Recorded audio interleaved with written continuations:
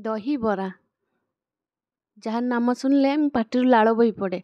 ओडिशार चटपटा खाद्य नाम परिचित दही बरा समस्तंकर प्रिय खाद्य अटे। मु आज यह घरे प्रस्तुत करिछि।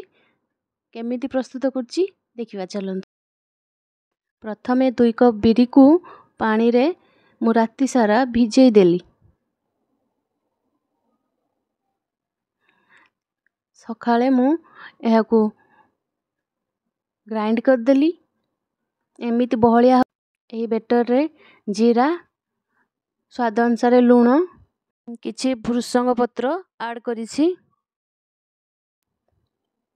एहाकू भल भाबरे गोळेई नबा। एठी भल भाबरे गोळेई नेली।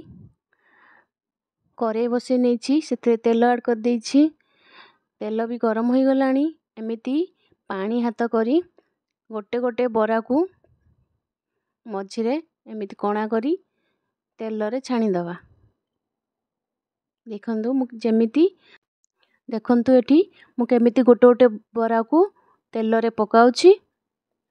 पानी हाथ होउथिबे एमिति गोटे गोटे बरा को तेल रे पकाइबे। एमिति करी मु सबु बरा गुडी को एपट सेपट करी छाणी नेबी।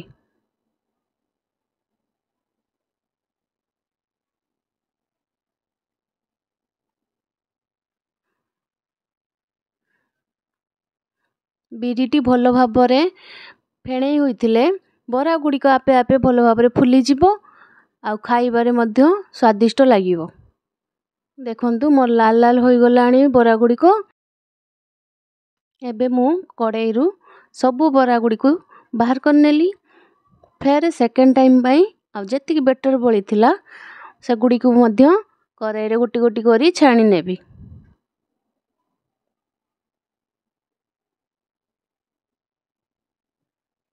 घरे अति सहजरे आमे आराम से बनै परिबा दही बरा। देखंतु मोर लाल लाल होई गलानी, छाणी होई गलानी। मु एहाकू बाहर को काढी नेली। बहुत सारा दही बरा मु बनेगी रेडी कर देली। मो वीडियोटी पसंद हेउथिले लाइक शेयर सब्सक्राइब करिया को भूलिबे नाही।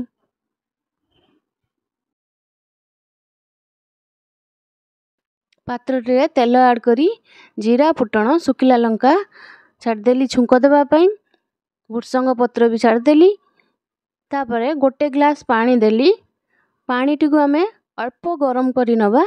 सेतिरे गोटे चम्मच लूण देली। 2 चम्मच चीनी ऐड कली। यापरे मु दही ऐड कली। भल भाबरे एहाकू गोळेई नबा।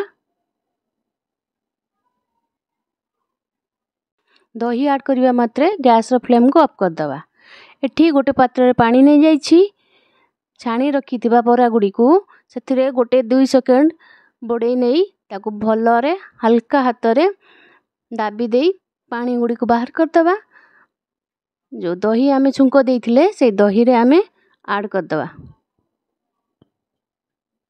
सबु दही रे ऐड कर देली से बरा गुडी को म